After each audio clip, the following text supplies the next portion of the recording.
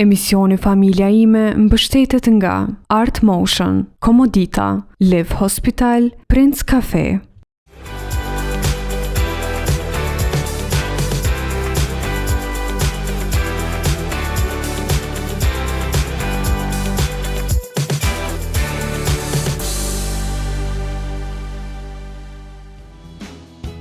Përshëndetje të nderuar shikues, uroj të jeni mirë kudo që jeni dhe sot në Familja ime në bashkëpunim me antarët më të ri të familjes sonë, pra Medikana, i cili gjendet në Turqi, por jep shumë këshilla përmes doktorëve të sjellur pra në studion tonë. Do të diskutojmë për sëmundjen e Parkinsonit, që konsiderohet një sëmundje ku shfaqet zakonisht tek moshat 50 vjeçare, por nuk i le anash pa i prekur edhe moshat më të ulta, pra më të reja.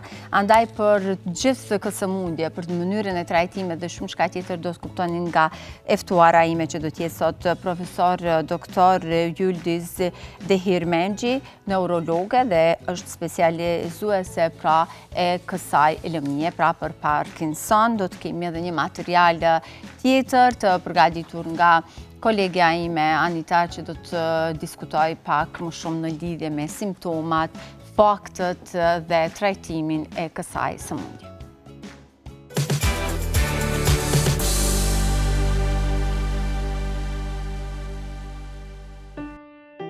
Anita, faleminderit njerë për mundësin. Realisht, ne i përmendëm herën e kaluar që kemi të bëjmë me alergjit në polenet, se janë shumë të shprehura, sidomos në këtë periudhë kohore. Rrihet pyetja se a kemi edhe alergji të tjera, dhe na bëjmë probleme të tjera alergji, sepse nuk janë vetëm alergjent specifik të poleneve që bëjnë probleme tek pacientët. Një ndër to janë të shprehura shumë edhe alergjit në pluhurin shtëpiak. Pluhuri shtëpiak është një term general që përdoret për disa lloje të akarienëve, dhe ato janë grimca të vogla, të cilët janë mikroorganizma realisht, pra se shumë pacientë e keq kuptojnë dhe mendojnë që kemi të bëjmë realisht vetëm me papastërti. Edhe ajo që drejtohen thonë po ne pastrojmë shtëpinë rregullisht, nuk kemi pluhur. Mirë po janë disa produkte brenda shtëpive tona, të cilat ja u mundsojnë një jetesë shumë të mirë këtyre akarienëve, pra këtyre pluhurave shtëpiak, që kanë marrë këtë termin popullor dhe që japin probleme të shumta. Realisht, problemet mund të jenë duke filluar nga frymarrja. Pacientët raportojnë që kanë probleme me frymarrje, me frymënxerrje, raportojnë që kanë lëtim dhe të shtima në kontakt me ambiente të pluhurosura. Realisht mund të përdoren edhe materiale të cilat i nxisin prodhimin dhe shumimin e këtyre pluhurave, pra disa për ty janë materiale me bazë të leshit. Flas për qebet cilat i përdorim, flas për mbulesat e shtratave, pastaj ka fëmijë që i kanë lodrat me pëllësh në për dhomat e tyre dhe nuk kanë ide se nga po vjen probleme, prindërit raportojnë që fëmiu po vazhdon me pas probleme. Dhe në anamnezë shohim që kanë materiale në dhomën e fjetjes ku realisht kanë tendenca me pas sasitë e larta të pluhurit shtëpiak. Ka individ që kanë në zyret e tyre apo në shtëpit kanë lebra, kanë fletore, kanë do të thotë materiale të letrës, të cilat po ashtu e bëjnë marrjen e pluhurit shtëpiak. Realisht mund të kemi edhe me rroba të cilat i veshim, pra rroba të cilat janë me përmbajtje të këtyre që i përmenda elementeve me formë të leshit, qoftë i deles, qoftë i kafshëve të tjera, apo që realisht na bëjnë probleme. Rreziku më i madh gjithmonë qëndron tek frymëzënia. Nëse mbetet e pa kontrolluar dhe e pa trajtuar, sidomos në moshën fëmijërore, nga bronkospazma të shpeshta, mundet me na dërguar ndonjë atak astmatik ose ndonjë astmë bronkiale apo alergjike, pastaj normalisht është pak më vështirë me u trajtu, po që edhe aty ka zgjedhje, domethënë ka terapi të cilën e mjekojmë, po nuk ka nevojë me arrit deri në atë pikë. Pra me një test thjesht alergjisë mundet të diagnostifiku shumë saktë alergjia në pluhur shtëpiak edhe me vazhdu më trajtu. Trajtimi është mbi 95% efektiv. Janë disa guideline sipas EAC-it, që është asociacioni i alergologjisë europian. Dhe ata i kanë disa guideline shumë të mira se si duhet me menaxhu situatën e alergjisë të pluhurit shtëpiak. Ideja e parë është me i largu produktet, të cilat janë të, domethënë që janë të prirura me pas rritje të pluhurit shtëpiak, realisht të fokusohet në materialet të pambukut. Pambuku është shumë i mirë edhe si rrobë, po edhe element që mund ta kemi në shtëpi, dhe realisht e minimizon pak atë fluksin e akarienëve, të largohen materialet e leshta. Normalisht në vend të tepihëve për shembull që kanë tendenca me pas shumë pluhur, të zëvendësohen me tepih gome, të cilët janë po ashtu dekorativ, domethënë. Ideja është me e largu. Pastaj fshirja e dhomës. Normalisht ne përdorim fshesa me korrent, të cilët kanë filter mbrapa, po sidomos ato fshesat e vjetra, të cilët nuk kanë HEPA filters ose filtert që i minimizojnë të grimcat e pluhurit shtëpiak, realisht bëjmë ma shumë problem, sepse nga një anë mirën pluhurat, po në anën tjetër dalin, sepse jena të folë për mikroorganizma shumë të vegjël, që shumë shpesh dinë edhe me ikë filterave. Kështu që rekomandohet fshirja dhomës me anë të ujit apo të avullit. Dy metoda, nuk do të thotë kemi fshesa me korrent mira euro që me e bo këtë pastrim, me një pastrim shumë të thjesht, vetëm me ujë me avull, mundet me u bo pastrimi në mënyrë që pa e rreziku shëndetin e familjarëve, të cilët kanë alergji në pluhur shtëpiak. E fundit është diagnostifikimi me anë të testeve alergologjike, unë e përmenda, janë shumë të sakta dhe na tregojnë edhe shkallën e alergjisë. Nëse kemi shkallë të lartë, atëherë duhet me u mjeku, edhe duhet me vazhdu trajtimin në mënyrë që me e minimizu potencialin e përshkallëzimit të situatës edhe potencialisht me amrin ndonjë asëm të mundshme, po që realisht nëse kapet me kohë dhe trajtohet herët, gjasat për një gjë të tillë janë shumë të vogla.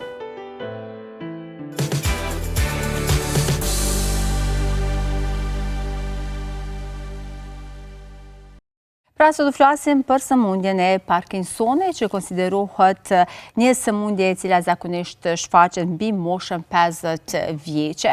Andaj për të gjitha simptomat dhe kush është i rrezikuar dhe shumë çka tjetër do të keni rastin të mësoni dhe të kuptoni nga doktoresha ime sot e ftuar, profesoresh, doktoresh Yuldiz Deirmengji, është neurologe, realisht edhe specializuar pra për Parkinson.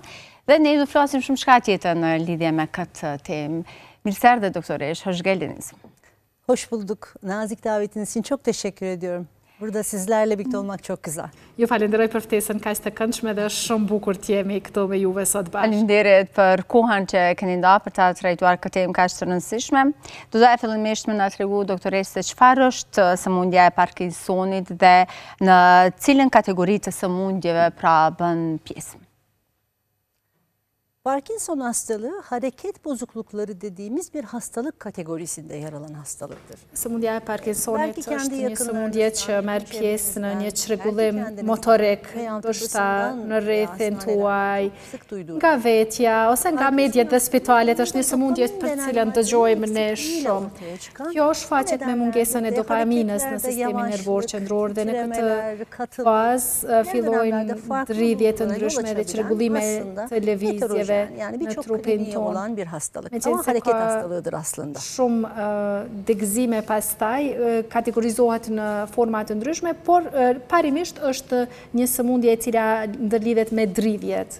A është çdo dridhje doktoresh si shenjë apo sëmundje e Parkinsonit? Bu çok güzel bir soru. Teşekkür ediyorum. Shumë e duhur dhe ju falenderoj shumë që po më pyet. Titremeyle giden bir hastalık dediğimizde elbette ki sëmundje e cila ndërlidhet me dridhje dhe i shqetëson personat të cilët janë duke na dëgjuar, sepse në secilën moshë mund të përjetojmë një dridhje.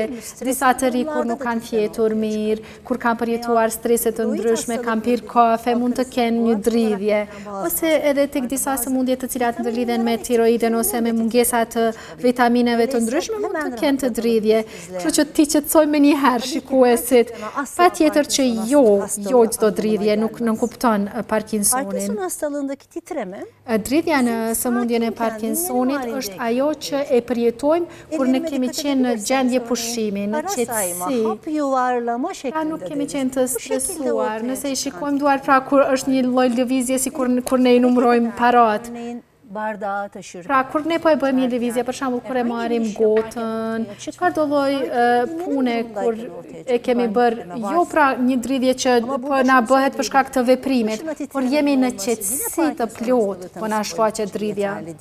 Titremenin olduğu uzuvda, bu eliniz olabilir. Prap se prap, kjo nuk e përcakton Parkinsonin. Ne duhet të marrim vëmendjen te lloji i dridhjes apo e kemi në këmbë, në duar.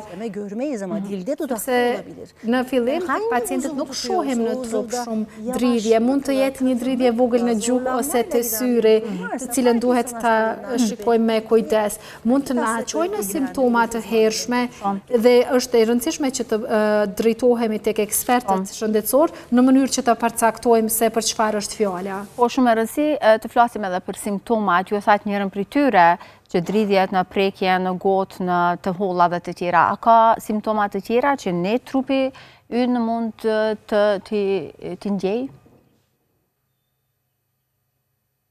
Elbette bilinirliği arttırmamız gerekiyor. Ta shtojmë diturinë me të vërtetë, të shtojmë njohurinë në mesin e qytetarëve. Fillimisht Parkinsoni fillon si tinzar i fshehur, ti themi, dhe zhvillohen ngadalshëm. Në përgjithësi jemi të mësuar ta shohim në mosha 60 dhe 70 vjeçare, por mund të shfaqet edhe në mosha të reja. Pra kur jemi në gjendje qetësie, në gjendje pushimi, kur kemi në këmbë, në duar, në buzë, në sy, një lëvizje, kur kjo lëvizje shfaqet, fillon një ngadalësim që ta shpjegoj më ngadale. Örneğin, sanki sağ elimi sola göre daha zor kullanıyorum. Për shembull, mund të themi, më duket që dorën e djathtë po e lëvizi më ngadalë se dorën e majtë, më duket si një rëndesë në dorë. Por kjo mund të jetë një simptom e Parkinsonit. Kemi çrregullim të qëndrimit, një çrregullim të ecjes, pra kur këto fillojnë dhe zhvillohen më shumë, por edhe ndikimi pastaj edhe në memorje, shtohen në pasqyrën e përgjithshme të simptomave. Harresa do thotë është njëra prej simptomave shtesë të Parkinsonit. Elbette.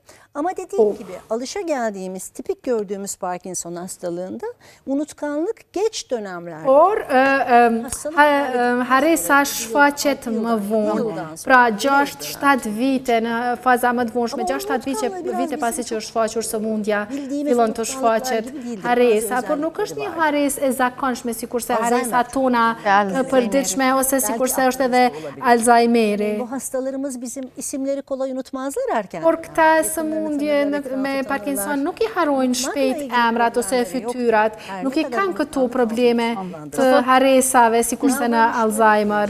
Ju ndryshojnë sjelljet. Për shembull, mund të mos e gjejnë rrugën ku janë duke shkuar, nisen për një dhomë por shkojnë në dhomën tjetër. Themi ajo një njohuri shumë e madhe që e kanë për fqenjët, mund të mos e kenë atë njohurim. Por harresa pra i shtohet pasqyrës së përgjithshme të simptomave më vonë dhe është e ndryshme pjesa harresës tek Parkinsoni. Po, se mundën edhe këtu me ngatru Alzheimerin me Parkinsonin, doktoresh, është lehtë identifikimi ose diagnozën takimit të saktë kësaj sëmundje? Olmazsa olmaz. Parkinson hastalığının tanısı klinik tanıdır. Pa tjetër që diagnostikimi i Parkinsonit është një diagnostikim klinik. Pra, është pa tjetër duhet të marim... Yavaşım, katı gibiyim. Ne marim fjallat e para kur pacienti vjente. Ne e thot, po dridhem, lëvizjen e kam të dopt, po kam harres. Kur na vin me një pasqyrë të tillë, të njohurive, ne pa tjetër bëjmë analizat e caktuara neurologjike për ta parë se a përputhen pra dridhjet dhe simptomat që ka me Parkinsonin. Muayeneyle Parkinson hastalığı tanısı koyuyor. Pra specifikisht bëjmë testet e duhura me një ekzaminim neurologjik në mënyrë që olmazsa olmazı të shohim se apo përputhen pra të gjitha simptomat me pasqyrën klinike të cilën na vijnë nga skenimet e ndryshme dhe ekzaminimi neurologjik dhe aty vëm pra diagnostikimin e duhur ndaj personit. Edhe shumë e rëndësishme mënyra e trajtimit, si të gjithë mund t'i kap një panik se si tash ta trajtojmë këtë sëmundje pra Parkinsonin. Çok doğru söylüyorsunuz çünkü ismi biraz ürkütebiliyor aslında. E vërtet është sepse emrin e ka të frikshëm, i trishton njerëzit emri i Parkinsonit. Por kur e kemi diagnostikuar saktë, kemi bërë pra qasjen e duhur në 5 vitet e para që konsiderohen si fillimet e para, me mënyrat e ndryshme të trajtimit mund ta trajtojmë shumë mirë, të cilat janë medikamente të ndryshme kryesisht. mesazh nuk mund ta japim të kjo art, pra nuk mund të themi që në botë është një lloj trajtimi i cili plotësisht e largon Parkinsonin, por ka medikamente të cilat e ndalojnë lëvizjen, e mban pacientin të lumtur, pra ka terapi medikamentoze që jo e fshin ose e largojnë sëmundjen plotësisht, por e ndihmojnë dhe lehtësojnë shumë jetën e pacientit. Özelinde dinamik olarak düzenli. Por ne trajtimet i përpunojmë në atë formë të personalizuar për secilin person. Për shembull, një grua në moshën 60 vjeçare dhe një burr në moshën 70 vjeçare nuk e kanë trajtimin e njëjtë. Ata mund të kenë sëmundje shqetësuese, mund të kenë përkeqësim më të madh të sëmundjes, simptomat shoqëruese.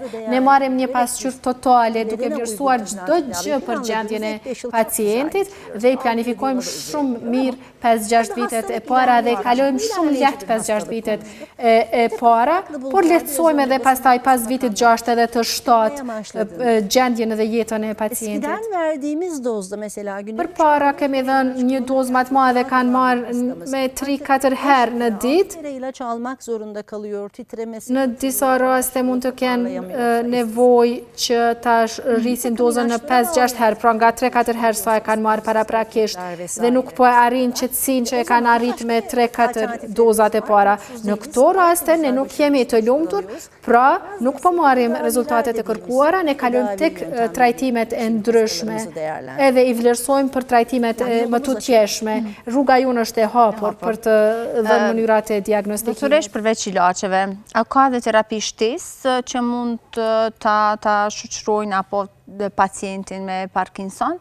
Do një aktivitet fizik apo ngjajshëm? Çok güzel söylediniz. Şimdi o Shumë mirë kısmı da bir thatë. açıklık getirip Ta sqarojmë edhe këtë pjesë. hasta yakınlarımız bilsinler. Biz Që umutsuzluğa të gjithë ata që po na ndjekin që janë të sëmurë ose kanë dikë në familje të cilët janë të prekur, të informohen mirë dhe mos të jenë të palumtur ose disponim të keq për këtë arsye. Ne kemi në botë 3 lloj İlk trajtimesh. altından bir kelebek iğneyle girerek yaptığımız Këtë e kemi një dediğimiz tedavi. shpim në gjuhë me gjilpër, themi një lloj si infuzion. E dyta janë në park, depërtojmë një endoskopi, Bağırsak jeli pompa tedavisi. edhe e kemi një pumpë që instalojmë aty si trajtim, dhe tjetra është ajo që quhet DBS ose kirurgjia stimuluese e trurit. Bunların geçmeden önce çok güzel. Por përpara se të kalojmë këtu, ju prekët edhe diçka shumë të rëndësishme, fizioterapin dhe rëndësinë e lëvizjeve në sëmundjen e Parkinsonit në secilën fazë të saj. Fizioterapia dhe lëvizja ka një rëndësi tepër të madhe. Ne i këshillojmë pacientët tonë që patjetër me çfarë do tjetër që janë duke u trajtuar të bëjnë fizioterapi dhe ushtrime lëvizje të vazhdueshme për të përmirësuar mobilitetin e tyre. Doktoresh, në çfarë duhet të kenë kujdes pacientët me këtë sëmundje, pra me Parkinson? Parkinson hastalarımız bir kere uygun tanıyı aldılarsa, doğru tanıyı alıp doğru tedavi uygulandılarsa Nëse pacientat kanë marrë riayet edecekler. Olmazsa olmazımız të përshkruar mënyrën e trajtimit të tyre, patjetër duhet që me shumë kujdes ta marrin bir hastalık. terapinë e tyre. Parkinson Kjo është një sëmundje e cila do t'i shoqërojë në pjesën tjetër të jetës. Ne duhet ta mësojmë Parkinsonin si t'jetojë me neve. Për këtë arsye ne kemi gjithë këto lloje të trajtimeve. Patjetër dhe patjetër, ta them edhe diçka me shumë rëndësi për juve. Edhe për të mbrojtur ka një faktor shumë të rëndësishëm. Lëvizja. Pra edhe për dikë të shëndosh ne e rekomandojmë, sikur se e rekomandojmë për pacientin me Parkinson, ne e rekomandojmë edhe për personin e shëndosh që ne të bëjmë lëvizje ritmike, ta bëjmë një ecje të paktën 30 minuta. Nëse mund të vallëzojnë, le të vallëzojnë, nëse mund të notojnë, le të notojnë. Hayatın içinde kalarak. Pra le të qëndrojmë brenda jetës, në funksion shumë të mirë le ta dërgojnë performancën e trupit të tyre në çdo moment.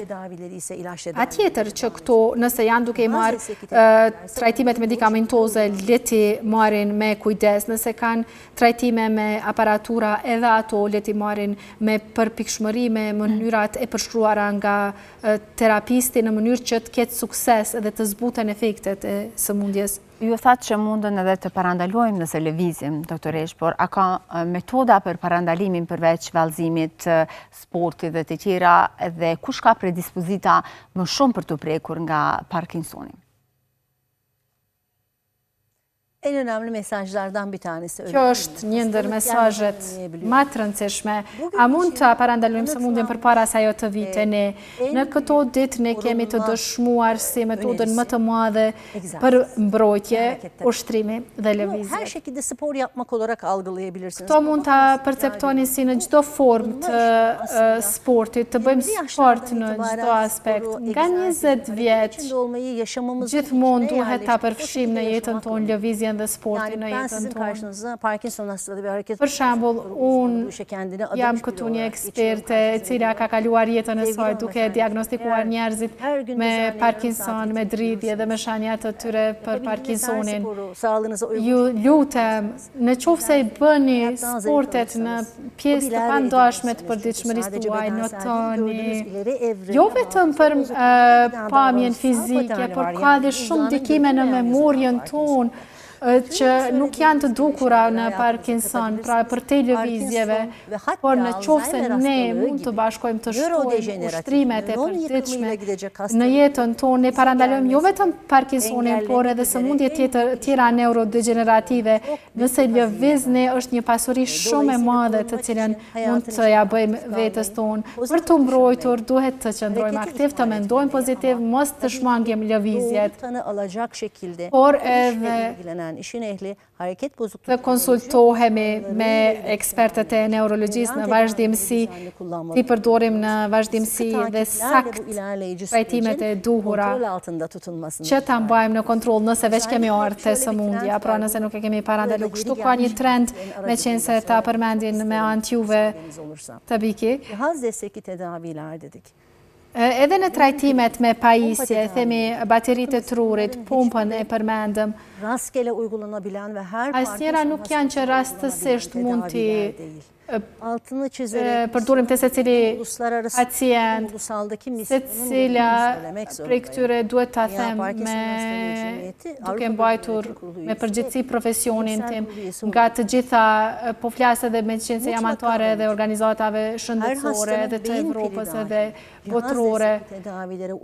Olup olmadığı açısından kendi özelinde Të gjitha trajtimet që japim baterit ose kirurgjisë stimuluse të trurit duhet jetë shumë ekspert dhe të vlerësohen nga ekspert të duhur në qoftë se pacienti është në gjendje ta përballoj.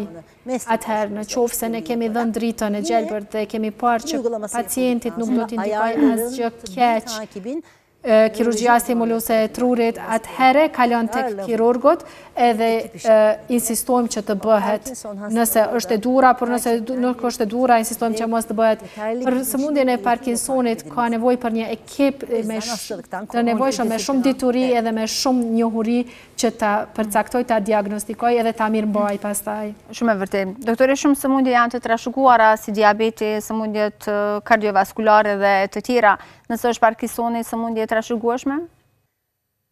Çoğunlukla sporadik dediğimiz bir hastalık. Është themi më shumë sporadike, ka shumë faktor të jashtëm, por diku në 10% mund të jetë faktori gjenetik.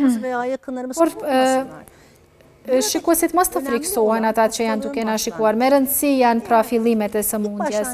Nëse në fillim ju thash këtë, mbi moshën 50 vjeçare, 60 vjeçare, me qenë se mund të shfaqet në këto mosha kryesisht. Nëse ka gjendje që ose raste që është shfaqur më herët dridhja, sepse nëse është nën moshën 50 vjeçare, ne themi shumë e re. Nëse është nën moshën 20 vjeçare, atëherë është tepër e re për ta përjetuar.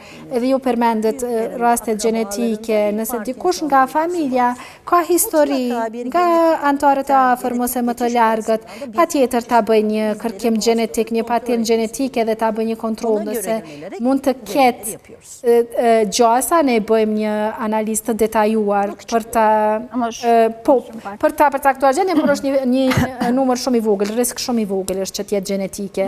E vërtet, po mënyra e jetesës, doktoresha, ndikon në këtë sëmundje. Po i shohim se gjithçka po jetojmë jetojmë shumë shpejt dhe me shumë stres.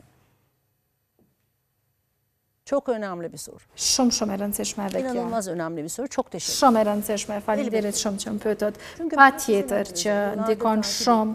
Unë para juve mund t'ju tregoj për një histori, për shembull, në mesin ose një skenuar për mesin atyre që i kam përcjellur me vite të tëra.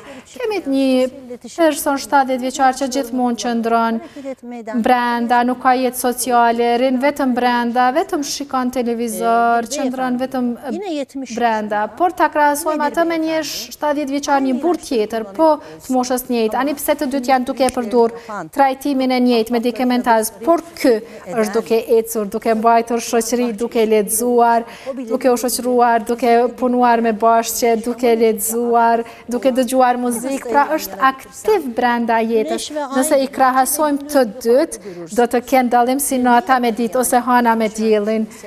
Ai që jeton aktiv, simptomat i ka çfarë do që të jetë, a është çrregullimi i lëvizjes, çdo gjë do ta bëj shumë ma lehtë dhe duke jetuar i lumtur në jetën e tyre. Tjetrin mund ta shohim të lidhur për shtrati, sepse duke përparuar sëmundja, nëse ne nuk i marrim këto masa, duhet ta kemi parasysh që do të vim në këtë gjendje. Për këtë arsye jam duke e theksuar me shumë kujdes që të gjithë shikuesit që po na ndjekin, sa do që munden, ju lutem, bëni hobi, lëvizni, ashtu siç po bëjmë këshillim për ta lëvizur trupin, të bëjmë lëvizje ushtrime edhe për trurin, të bëjmë puzzle, të bëjmë fjalë kryqe, gjëza, të qëndrojmë aktiv. Këto janë pra trajtime aktive të trurit, ndikon jashtëzakonisht shumë dhe bën një dallim shumë të madh. İşine devam ederek çocuklarıyla. Dikush i cili ka 17 ose 18 vite tashmë që e ka pas Parkinsonin, pra vazhdon ta kalon jetën me kualitet nëse i merr këto masa. Pra lëviz, e ka trupin dhe mendjen aktive. Do thotë nuk duhet ta marrim shumë shqetësuese nëse ne i përfillim të gjitha pra këshillat mjekësore dhe të jetojmë në mënyrë normale me Parkinson. Çok teşekkür ederim. Yıllardır bu işle uğraşan 20 yılı buldu. Ka 20 vite që une e bëj, duke qenë si një person që 20 vite mere me këtë sëmundje. Është diçka që e them që 20 vjetë. Parkinsoni nuk është fundi. Ne Parkinsonin do ta mësojmë të jetoj me ne sikur ne jemi duke mësuar, ashtu siç thoni edhe ju.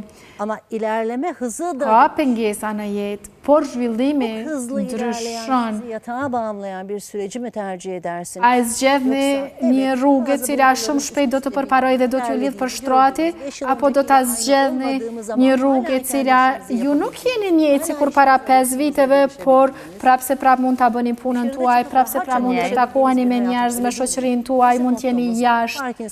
Kjo është qëllimi jonë dhe motoja jonë është kjo. Parkinsoni nuk është fundi dhe me të gjitha armët do ta vazhdojmë luftën ndaj saj me të gjitha mundësitë tona. Me që jemi gati në fund, do edhe pak të flas për aspektin emocional dhe aspektin mendor, se si ndikon kjo sëmundje, si të sillemi dhe si të trajtojmë miqt, kolegë, pse jo dhe familjarë tanë. Çok inanılmaz dokunan ve tam yerinde bir soru. Tekrar teşekkür ederim. Edhe kjo është një pyetje tjetër. Elbette ki duygusal. Falenderoj sërish.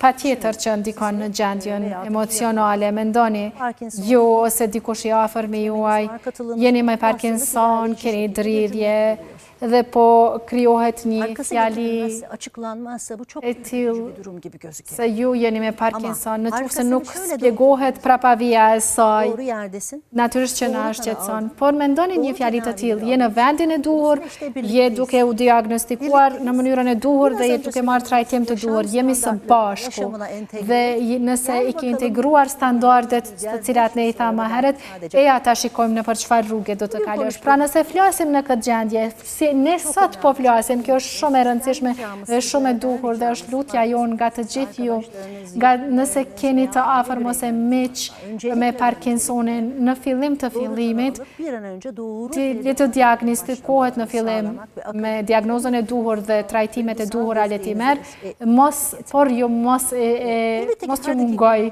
për kujdesi emocional ndaj këtyre personave, jeta nga njëherë është e vështirë. Por me mundësi tona, duke mos i ndarë, duke mos i stigmatizuar, duke mos i etikituar ata, etiketlemeyerek, yapabileceklerini göstererek, duke ju treguar se çfarë mund të bëjnë nëse i ndihmoni të qëndrojnë brenda jetës, yaşam tarzıyla beraber me mendje të shëndosh. gördüklerinde geriye dönüp baktıklarında Kur shikojnë prapa jetës së tyre, ata mund të thojnë, unë e kam sëmundjen, por mund ta mbajnë në kontroll. biz öyle diyoruz. Atëherë janë të pamposhtur, kështu themi. İlerleyen boyutuyla biz uğraşalım. Ne miremi me zhvillimin e tyre, mjekt miremi me zhvillimin e sëmundjes, ju shijojeni pjesën e jetës tuaj, shijojeni jetën tuaj, ju mbani me kontrollat të cilat do t'i keni, përveç kësaj ne nuk friksohemi pra. E vërtet, dhe me siguri ka avancuar mënyra e trajtimit kohëve të fundit. Nuk e nisur edhe nga medikanëm.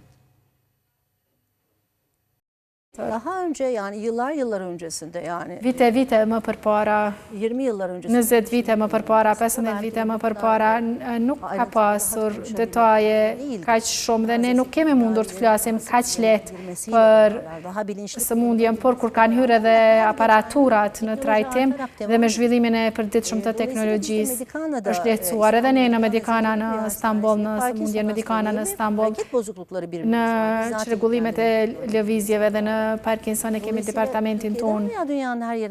Kështu që pacientët të cilët vinë edhe nga Turqia apo dhe nga jashtë Turqisë hapim krahët për ta. Por po them fjalin të shkelës që është çdo terapi nuk është e përshtatshme për çdo pacient. Cila terapi për cilën pacient është e mirë dhe e duhura edhe e shëndetshme. Atëherë, kur ne përcaktojmë, ne për shembull e kemi bërë një trajtim i cili është bërë paraprakisht, por personi nuk është i lumtur, kjo nuk është qëllimi unë. Ne dëshirojmë që jeta, tash e tutje prej trajtimit që ne po ja japim, tjetë një jetë e lumtur dhe dëshirojmë që terapia të jetë e modeluar për këtë arsye. Është një dallim shumë i madh kur pacienti nuk është i lumtur me terapinë që po e merr. Përpara nuk ka pasur bateri të cilat kanë mundur të mbushën, tashmë kemi bateri të reja të cilat mbushen po njëjtë sikurse edhe telefoni, të cilat filluan të përdoren ngadalë, por ne po e përcjellim zhvillimet teknologjik, meqense unë edhe jam në grupe të ndërkombëtare të zhvillimeve dhe duke i marrë parasysh këto zhvillime, mundohemi t'i japim ndihmën më të madhe pacientëve tonë. Shumë mirë, jam shumë e lumtur që të takova dhe besoj mesazhet e tua ishin shumë motivuese për gjithë ata që tashmë janë dhe vuajnë nga sëmundja e Parkinsonit. Faleminderit për kontributin, kohën që ke ndati sot me ne.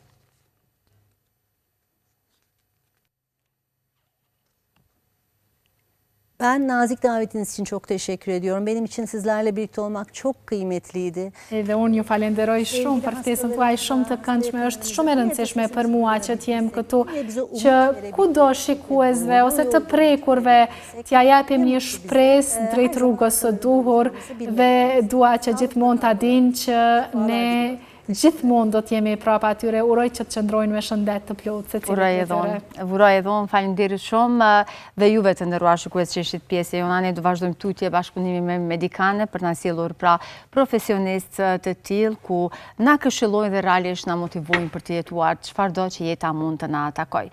Mirupafshim dhe ju ftoj të jeni me Klan Kosova.